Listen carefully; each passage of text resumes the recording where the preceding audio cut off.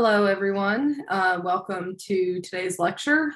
So we're going to be talking about the second half of metabolism. Last week, there was a lecture on the Krebs cycle.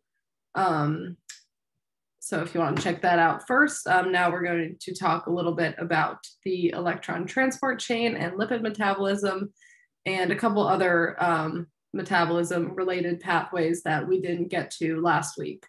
So my name is Megan. I'm one of the MCAT tutors with Socratic Med.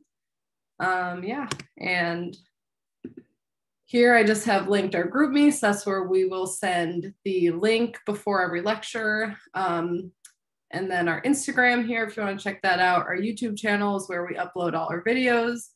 So right now we are running a 15-week question-based learning course that has 2 lectures per week. Both released at 8:30 p.m. Eastern on Monday and Sunday evenings. There are a ton of other videos as well on our YouTube channel, so feel free to take a look at those. And now we can get started with today's lecture. So question 1 is going to be about the electron transport chain. So what products of glucose oxidation are directly involved in the electron transport chain?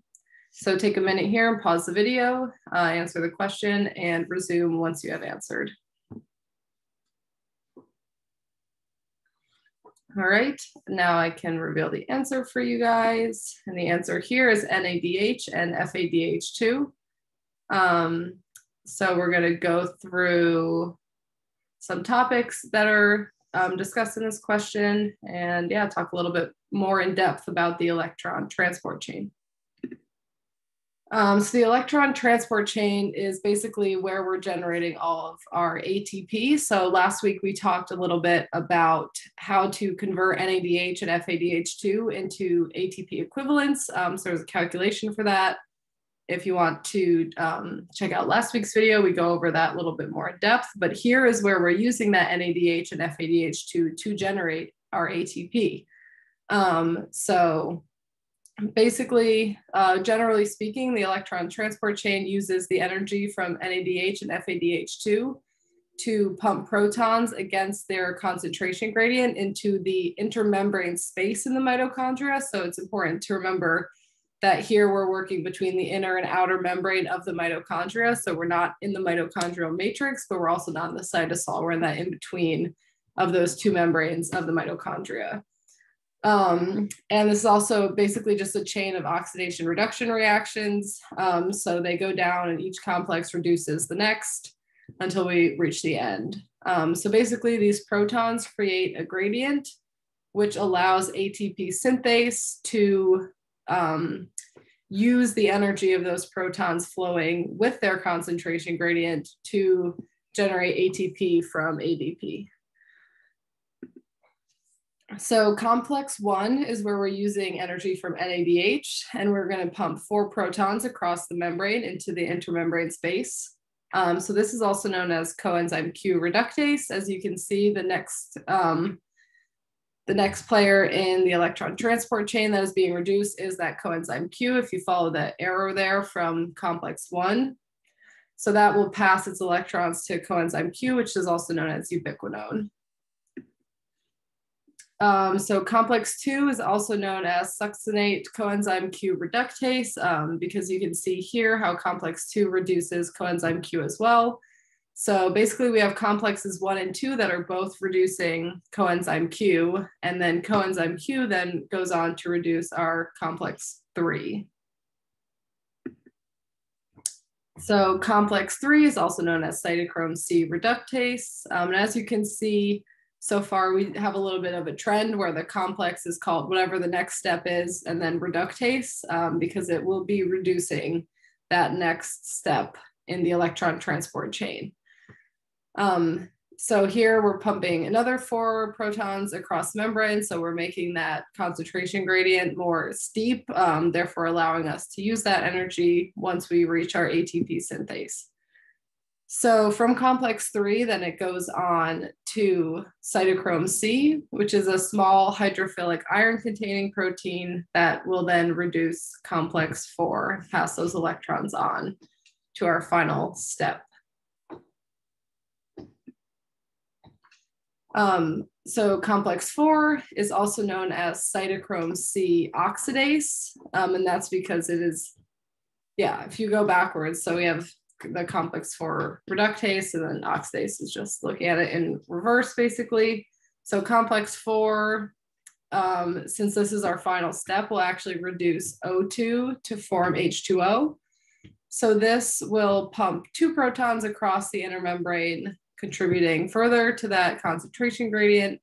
And this step actually is the reason that we breathe and the reason we evolved lungs, because we need that oxygen as the final acceptor to be reduced and the final step of the electron transport chain.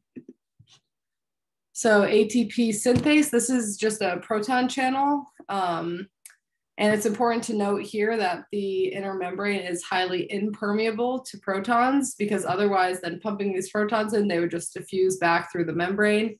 So we need a highly impermeable membrane in order to create that concentration gradient. So the negative delta G of the protons flowing through ATP synthase allows us to drive the production of ATP using ADP and an inorganic phosphate. So these two processes, the ATP synthase and the electron transport chain, are said to be coupled. So these two processes coupled together are what we consider oxidative phosphorylation. So it's important to note that distinction between the electron transport chain and ATP synthase versus what they're called as their coupled process. So you may recognize this if you watched last week's video on metabolism 1, but here we have our ATP yield per molecule of glucose. So this just shows you how we're getting from those other energy products such as NADH and FADH2 and GTP, and eventually converting all of that into ATP through the electron transport chain and oxidative phosphorylation in general. So again, I would encourage you to watch last week's video if you haven't already, to go over how to calculate these from NADH and FADH2 to ATP equivalents, because that's pretty high yield on the MCAT just in general cellular metabolism. So it's good to know all those big potential questions and just be prepared to be able to do those calculations if you need to.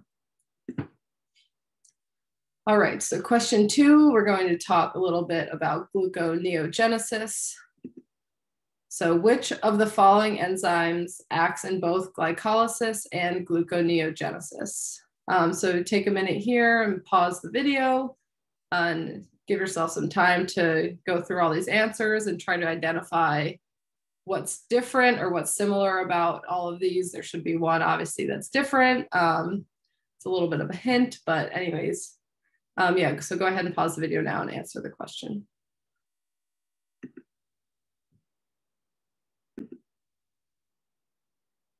All right, assuming you've answered the question now, I will show the answer, which here is glyceraldehyde phosphate dehydrogenase, which you might recognize more as GAP or G3P dehydrogenase.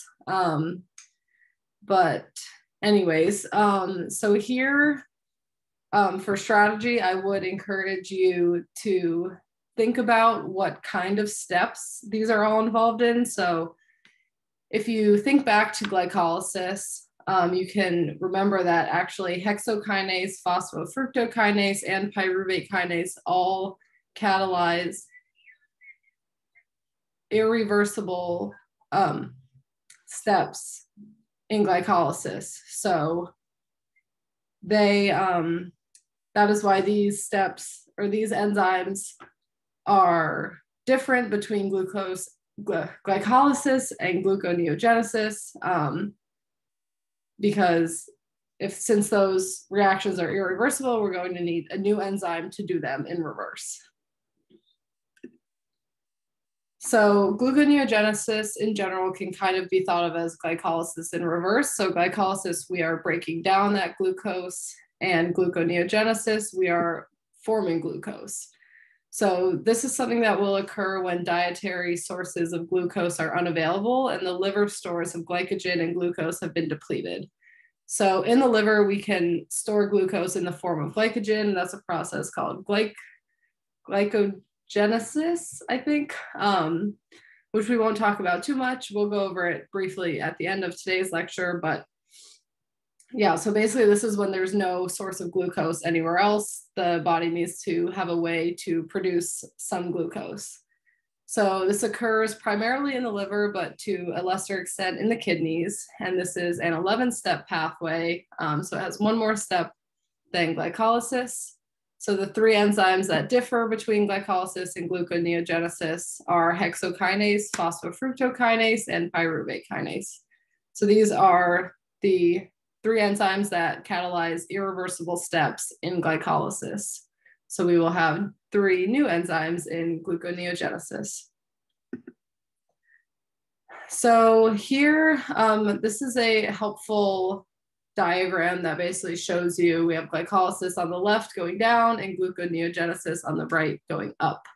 So we can see first things first, the additional step that we have here is converting pyruvate first into oxaloacetate and then into phosphoenolpyruvate. So that is where we have our additional step, and that's why this is an 11-step process and not a 10-step process. So now we'll start up at the top with these different enzymes. So we can see we have hexokinase in step 1 of glycolysis, which is the irreversible reaction of converting glucose into G6P. But in gluconeogenesis, we have glucose 6-phosphatase that is able to convert the G6P back into glucose. So move down a little bit to step 3 of glycolysis, we have our phosphofructokinase, whereas in gluconeogenesis, we have fructose 1,6-bisphosphatase. So again, this is one of the irreversible steps in glycolysis, so we need a different enzyme to perform the reverse reaction in gluconeogenesis. In step 10, we have pyruvate kinase, which is the final step of glycolysis where we make our pyruvate. Whereas in steps 1 and 2 of gluconeogenesis, we first have pyruvate carboxylase, which converts it to oxaloacetate, and then phosphoenolpyruvate carboxykinase or PEP carboxykinase that converts the oxaloacetate back into phosphoenolpyruvate. So the reason I went over gluconeogenesis today is because it's really helpful if you first have a foundation of glycolysis, because it prevents you from needing to learn these two pathways as separate since they have so much overlap. So really just note that steps 1, 3, and 10 of glycolysis are different when you reverse it. So gluconeogenesis is carefully regulated along with glycolysis, and that is because these are opposing processes. So if they were not regulated, they could potentially be running at the same time. So they have to be regulated to avoid this from happening, because that would be a huge waste of energy, because you would just be making glucose, breaking it down, and it would just be wasteful for the organism. So that's actually called futile cycling, which just means that there are two reversed reactions running at the same time. So these are regulated by those three enzymes that differ between the two, just because that makes the most sense in terms of where to regulate these processes, because it's a distinction between the two. So phosphofructokinase and fructose 1,6-bisphosphatase are two of the heavily regulated enzymes. So basically, when you have high cellular AMP, this indicates that the cell is in an energy depleted state, so that will activate phosphofructokinase, which will drive glycolysis forward, therefore producing more energy.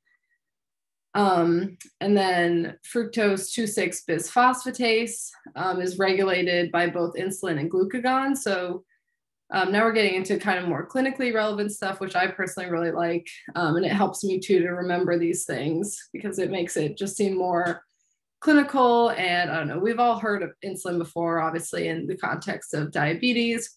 So it makes sense that it's involved in glucose regulation, of course. So basically, insulin will increase fructose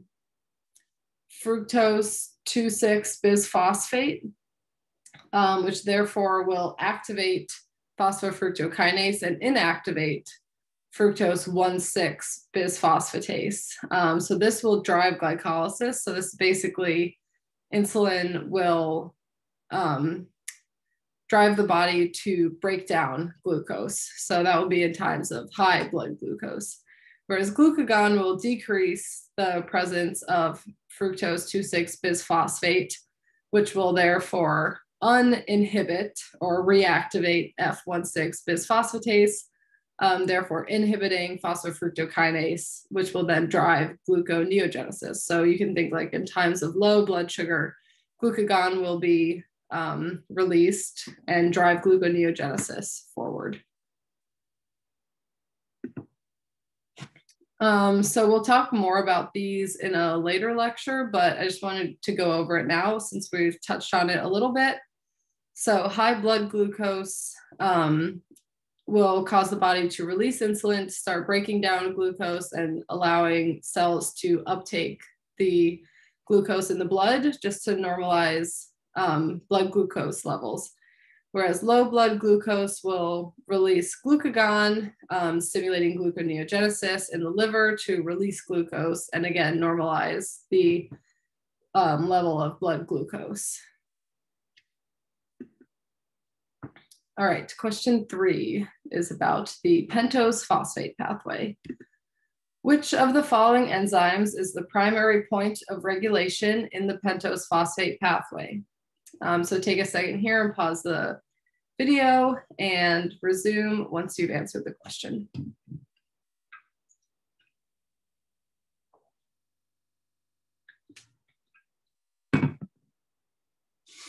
All right, so I'm going to show our answer now. And the answer here is glucose 6P dehydrogenase. So we're going to talk about all of these enzymes and the roles that they play. And just from the start, you should recognize that NADH is not an enzyme. So that's just kind of like a throwaway answer. So it's really helpful to get into the habit of recognizing those answers that are clearly different from the rest and just crossing it out. Process of elimination on the MCAT is going to be very, very helpful, especially on questions that you don't know the answer right away. All right, so the pentose phosphate pathway is also known as the hexose monophosphate shunt. This is a process that occurs in the cytoplasm and it diverts glucose 6-phosphate from glycolysis. So glucose 6-phosphate, that's that second or the first product that we get after hexokinase acts on glucose. So the pentose phosphate pathway is responsible for forming NADPH, ribose 5-phosphate, and glycolytic intermediates. We need to form this NADPH because in all our other processes that we've talked about so far, we're forming NADH, which is structurally very similar, but they have very different roles in terms of where they are used in the body, in the cells. So NADPH actually serves as an important reducing agent in fatty acid synthesis, as well as neutralizing reactive oxygen species. So we're going to talk about fatty acid synthesis a little bit later today, and we can see where that NADPH comes into play. So the ribose 5-phosphate is used to synthesize nucleotides. So we need to form that somewhere, and that's in the pentose phosphate pathway. And then the glycolytic intermediates just can return to glycolysis to be broken down to pyruvate and eventually go into the Krebs cycle. So this is regulated by the enzyme glucose 6-phosphate dehydrogenase, which is the first enzyme in the pentose phosphate pathway. And this is where we're producing the NADPH. So basically this is an example of negative feedback inhibition. So the NADPH, while it's being produced, actually inhibits the enzyme that is catalyzing that reaction. And that's because if this is, going, we're gonna have a ton of NADPH, and that can kind of tell right at the beginning, first step of the pathway, that it doesn't need to keep running if we have adequate levels of NADPH. So here I just have a picture. It's not super in depth, and this isn't one of the more high yield ones, but it still is definitely good to be familiar with the enzymes involved, the products, and the roles of those products. So basically it can be broken into the oxidative phase and the non-oxidative phase, as you can see. So the blue on the right here is the oxidative phase, while the yellow is the non-oxidative phase. And that's just because we have two successive oxidations that happen in these first couple steps. And we are also forming our two molecules of NADPH. So the non-oxidative phase just doesn't involve any oxidation. And this is where we will have that ribose 5 phosphate that can be used in nucleotide synthesis. And this also is where we will shunt back glycolytic intermediates back to glycolysis to be used. All right, question 4, we're going to talk broadly about lipids. So which of the following is not a function of lipids? So take a minute and pause the video and answer the question now.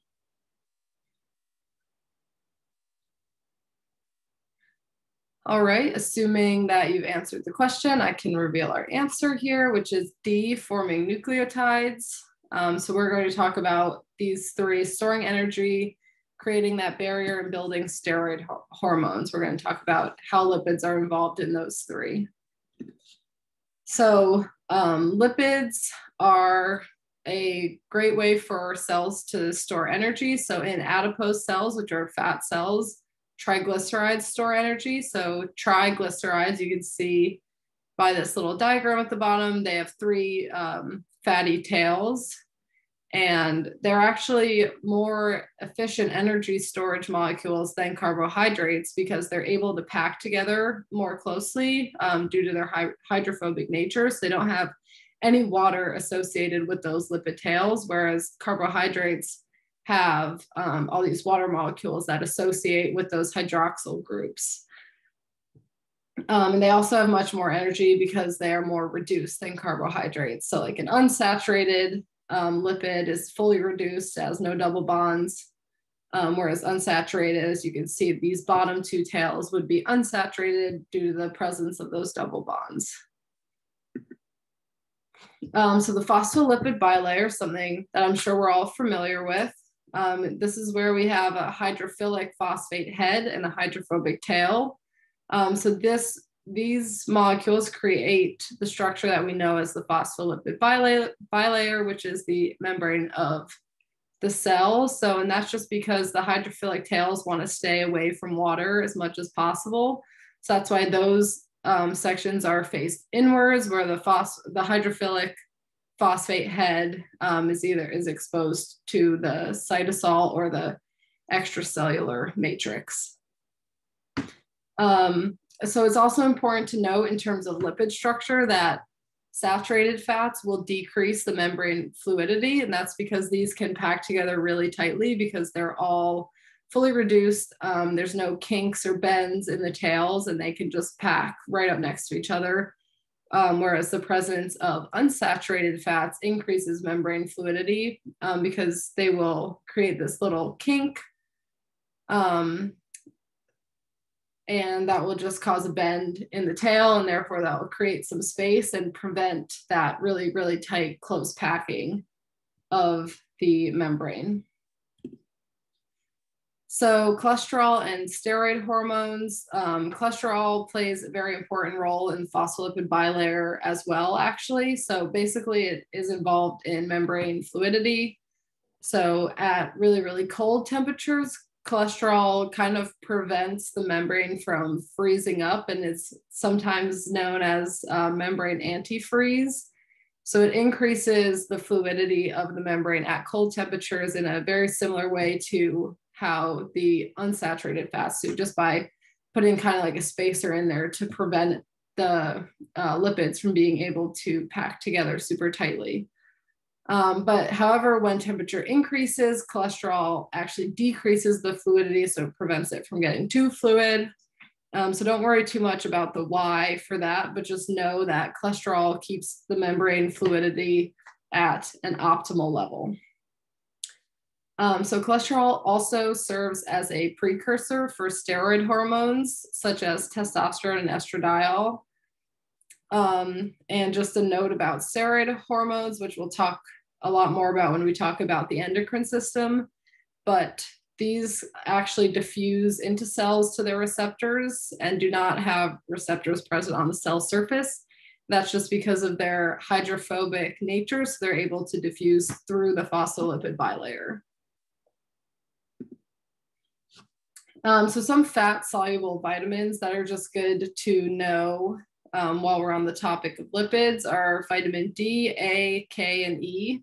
And I have all the structures here on the right for you to be familiar with. So vitamin D actually is a steroid derived from cholesterol, and this works to regulate blood calcium and phosphate.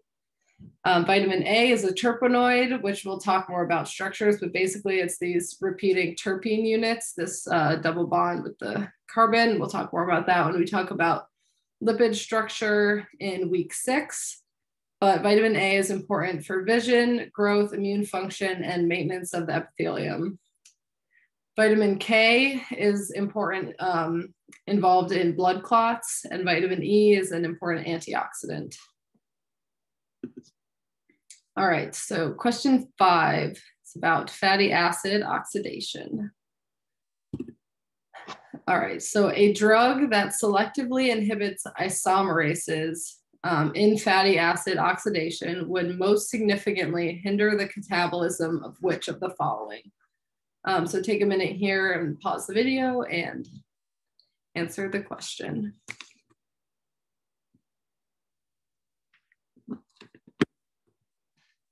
All right, so now I will reveal our answer, which is B, unsaturated fatty acids. So again here, I would encourage you to try to identify answers that we know are not correct. So we know we're talking about fatty acid oxidation. So glucagon really just is not even relevant to the question. So I'd immediately throw that one away. Yeah, so now we're going to move on and talk a little bit about fatty acid oxidation and isomerases and the role that they play in oxidating unsaturated fatty acids. All right, so before we get into the actual beta oxidation, first we have to do a fatty acid activation. So basically the lymphatic system in the bloodstream transports things called chylomicrons, which is fat and lipoproteins, to the organs where they can be hydrolyzed to liberate free fatty acids. So the way that these are activated are by the enzyme acyl-CoA synthetase, and this uses 2 molecules of ATP. So that's important to note when we're going to do some calculations later. And then this fatty acyl-CoA can enter the mitochondria where it can go into beta oxidation. So beta oxidation basically frees acetyl-CoA, which can then go into the Krebs cycle. So we start with this long carbon chain. It is basically successive steps of taking off units of 2 carbons at a time until we get down to 0. So we're just generating these acetyl coenzyme A that can go into the Krebs cycle. And that's how we're going to break down these fats to generate energy. So in the case of unsaturated fatty acids, we have that double bond that we have to deal with and get rid of. So this is where our isomerase comes in, which will move the double bond, and then a reductase. So the isomerase will move the double bond and the reductase will remove the double bond. So beta oxidation can occur with a double bond. So we need to use the isomerase and the reductase to get rid of it. So yeah, each round of beta oxidation will cleave a 2-carbon acetyl coenzyme A. And so if you think about this, like if you have a drawing of a 12-carbon molecule and you take your first round, and you draw a line, cut off 2, next round, cut off 2. When you get to the end, you're gonna have a 4-carbon molecule and you just cut that in half and you're done. So you don't have to like free those last 2 because that step will free 2 molecules of acetyl coenzyme A. So basically, if you have a 16 carbon fat going through beta oxidation, you'll have 7 rounds of beta oxidation, not 8 like you might think. So basically, you can just divide whatever your number is, divide that in half, and then subtract 1. So a 20 carbon fat will go through 9 rounds of beta oxidation, and so on.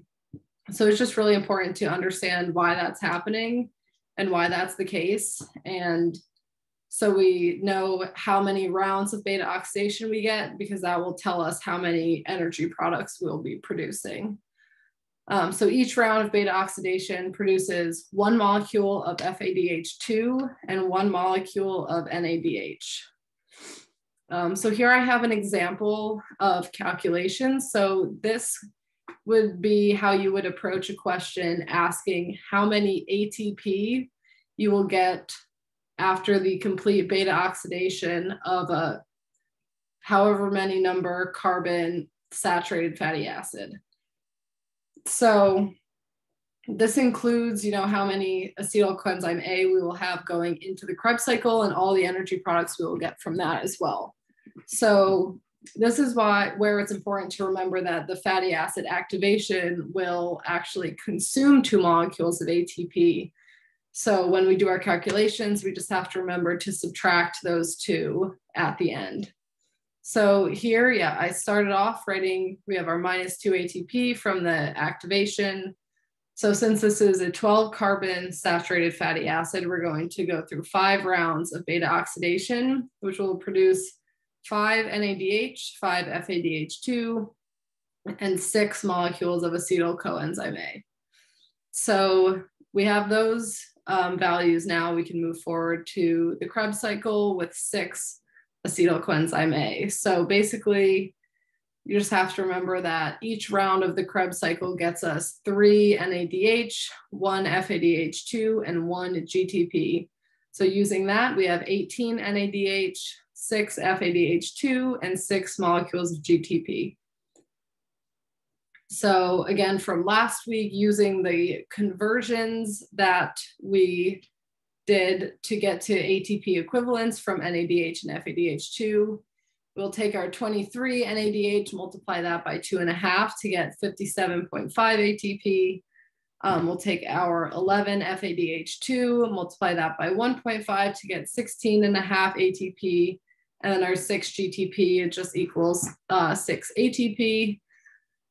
So adding all of those up and subtracting our 2 that we use in fatty acid activation, we will get a grand total of 78 molecules of ATP generated from the beta oxidation of our 12 carbon saturated fatty acid. So I would encourage you to try this with different numbers just to really get yourself comfortable. First of all, with the calculations. Second of all, knowing how many energy products you're going to get from beta oxidation and the Krebs cycle. And then just to, really drive this home. And I think doing these calculations will help you a lot in remembering the energy products, per round of beta oxidation or per round of the Krebs cycle, which are really, really important on the MCAT. All right, so question 6, we're going to talk about ketogenesis. So ketogenesis occurs in the blank during times of blank blood glucose. So this type of question is a 2x2. So the way that I do these questions is if I know one of them, I just cross out the other 2. And then if I really don't know the other, it's just a 50-50 guess. But, if you can get yourself down to 2 answers, that's a way better chance than just shooting in the dark with all 4. So take a minute and pause the video and answer the question now. All right, assuming that you've answered the question, I will now reveal our answer, which is B. So ketogenesis occurs in the mitochondria during times of low blood glucose, so even if you weren't sure what ketogenesis was, just by things that we've talked about before, like gluconeogenesis. So when you see like the ending genesis, you can think that we're making something, whereas glycolysis, so when something ends in lysis, that means that we are breaking something down. So I would use that to at least figure out the second part of the 2x2, and that it occurs during low blood glucose, because we're going to be making something to supplement the lack of blood glucose. So that's just a good way to kind of think about this question without necessarily knowing exactly even what ketogenesis is. So ketogenesis actually occurs during times of starvation, when the body has exhausted all of its stored glucose in the form of glycogen that's in the liver. So this is something that happens within the mitochondria, and we start with acetyl coenzyme A, convert that into acetoacetate, acetone, and beta hydroxybutyrate, which are all ketone bodies. And these are all able to cross the blood-brain barrier, where they can be converted back into acetyl coenzyme A and enter into the Krebs cycle. So this is really important because we need to know here that acetyl coenzyme A cannot cross the blood-brain barrier. So when we're in a time of starvation, we really need energy in the brain. So by doing ketogenesis, we're able to produce ketone bodies that can get into the brain and allow those cells to go through the Krebs cycle when they convert that back into acetyl coenzyme A. So this isn't super high yield on the MCAT, so we're not going to stress too much about the enzymes and all the intermediates and things like that, but just knowing when ketogenesis happens, where it happens, and why it happens is basically the main point, at least for today's lecture. So ketogenesis actually has an important implication in type 1 diabetes. So type 1 diabetes is insulin dependent, more common in children than adults, but this is where the pancreas produces little or no insulin, and glucose cannot be uptaken into the cell. Excuse me. So unless insulin is injected into the bloodstream. So when glucose is unable to enter the cells, the individual will rely on fatty acid oxidation to form acetyl coenzyme A. So while this is happening, when there's so much acetyl coenzyme A present, these actually get converted into ketone bodies through ketogenesis. And ketones are acidic, so this can actually lead to diabetic ketoacidosis, which is a potentially fatal condition that can come from uncontrolled type 1 diabetes. Question 7, we're going to talk about fatty acid synthesis. So fatty acid synthesis requires which of the following? ACP, ADP, and NADPH. So take a minute here and pause the video and answer the question.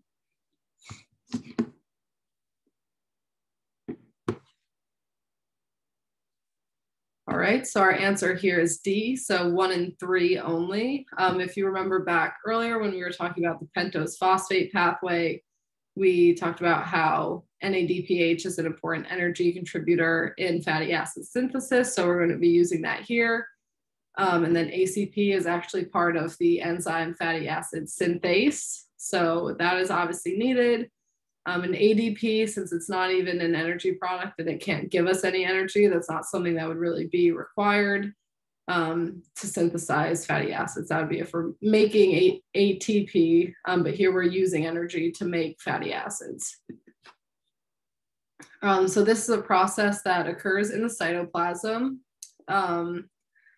whereas beta oxidation occurs in the mitochondria. So this is another example where we have the potential for futile cycling. So that would be if both fatty acid synthesis and beta oxidation were occurring at the same time. We would be breaking fatty acids down while we're making more, which just doesn't really make sense in terms of energy.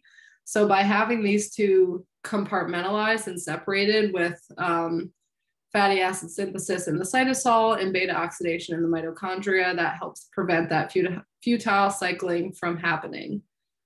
So similar to how we talked about gluconeogenesis and glycolysis, fatty acid synthesis is similar to beta oxidation in reverse. So basically we're adding 2 carbon units at every step, whereas in beta oxidation, we were taking off 2 carbon units in every round.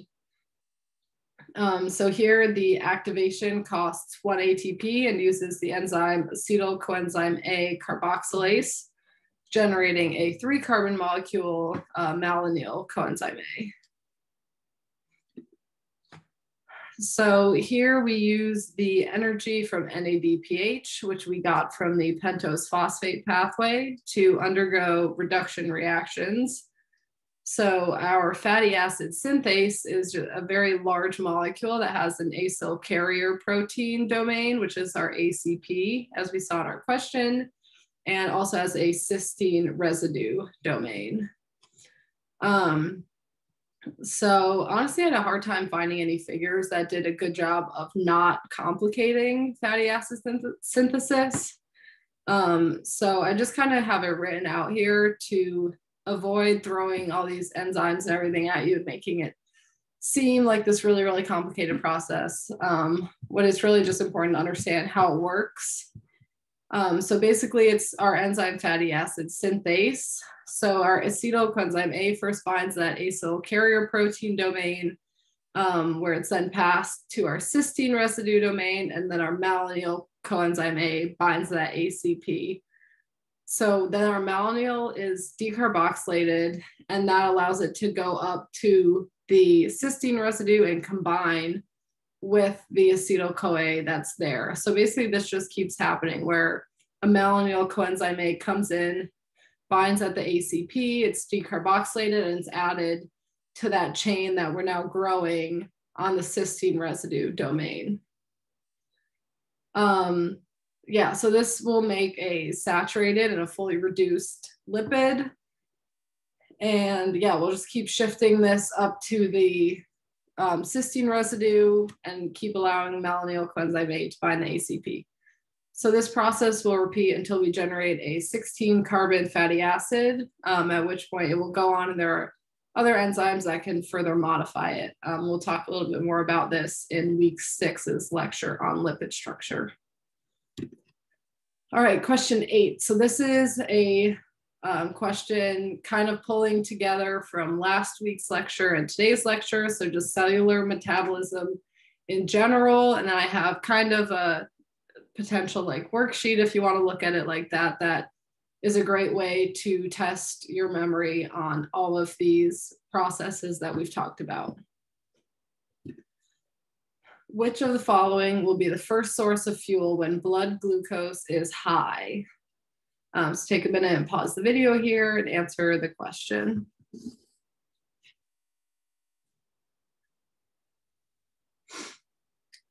All right, so I will show you our answer now, which is A, glycolysis. So you should be thinking about all of these processes and what they are. So gluconeogenesis is we're breaking down our glucose stores in the liver to free up glucose, which we won't need when we have high blood glucose. Ketogenesis, when we have high blood glucose, again, we don't want to be generating more ketone bodies because then we're in danger of ketoacidosis, and as we talked about with type 1 diabetes. Beta oxidation is not the answer just because the cells will prefer using carbohydrates as a source of energy. So glycolysis will be our first source of energy.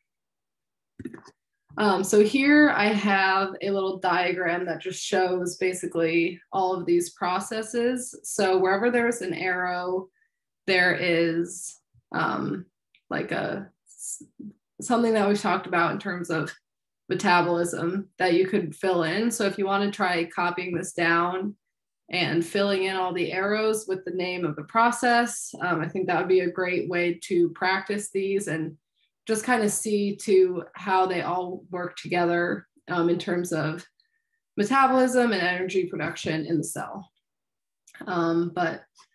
So if you want to do that, feel free to pause the video here and try filling this in. Otherwise, I'm going to move forward and show you where everything would go.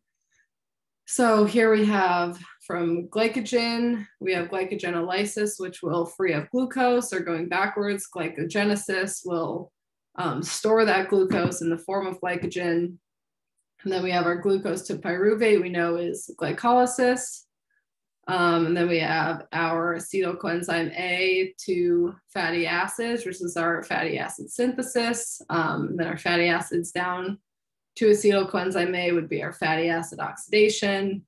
Going over, we have ketogenesis to form ketone bodies, which can go to the blood-brain or can pass through the blood-brain barrier during times of starvation. And then from the Krebs cycle, we have our oxaloacetate, which goes through the Krebs cycle, which can also be used in our gluconeogenesis to create glucose de novo. All right, so that's all for content questions. Now I'm just gonna have 2 review questions to kind of give you a chance to recall some of the information that we went over in today's lecture. All right, so palmitic acid is a 16-carbon fatty acid that is commonly found in animals and plants, including those made from the Krebs cycle. How many molecules of FADH2 will you produce from complete oxidation of palmitic acid? So pause here, take a minute to run through these calculations, think about how many rounds of beta oxidation we have, how many molecules of acetyl coenzyme A go into the Krebs cycle. All right, so I will reveal our answer now, which is B, 15 molecules of FADH2. So here I just very quickly wrote out our calculations that we would do. So since we have a 16 carbon chain, we're going to go through 7 rounds of beta oxidation. So beta oxidation will give us 1 molecule of FADH2 per cycle. And then in the Krebs cycle, we will be going in with 8 molecules of acetyl coenzyme A, which will also give us 1 per cycle. So a total of 8 FADH2. So just adding those 2 together, we have a total of 15 molecules of FADH2. All right, and one more review question here. Which of the following has a negative delta G under normal aerobic conditions? So ATP synthesis, ATP hydrolysis, NADH oxidation by NADH dehydrogenase, or pumping protons to form a pH gradient. So take a minute here, pause the video and answer the question.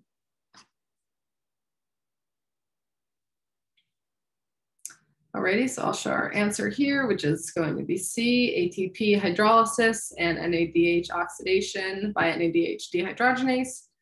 So basically negative delta G just means it's an energetically favorable process. So obviously ATP hydrolysis is one of those, because that's a huge source of energy for the cell. So breaking down that ATP releases energy, so that's favorable. Whereas forming ATP and pumping something against their concentration gradient both require the consumption of energy, so those will not be energetically favorable and therefore would have a positive delta G. All right, thank you so much for watching tonight's video. So I just have our schedule for the next couple of lectures. So tomorrow, on the 17th, we have a Chem Phys lecture about solutions, acids, bases, and equilibrium. This will be released on YouTube at 8:30 p.m. Eastern. Sunday next week, we have a CARS lecture that will also be released on YouTube at 8:30 p.m. Eastern. And on Monday, we will have another Chem Phys lecture on electrochemistry, electromagnetism, and circuits. So all of these will be released on YouTube at 8:30 p.m. And I hope you keep coming back for our lectures. And if you have any questions, feel free to message me or just send a message out in the group me, and I will be happy to answer that for you. All right, thank you all and happy studying.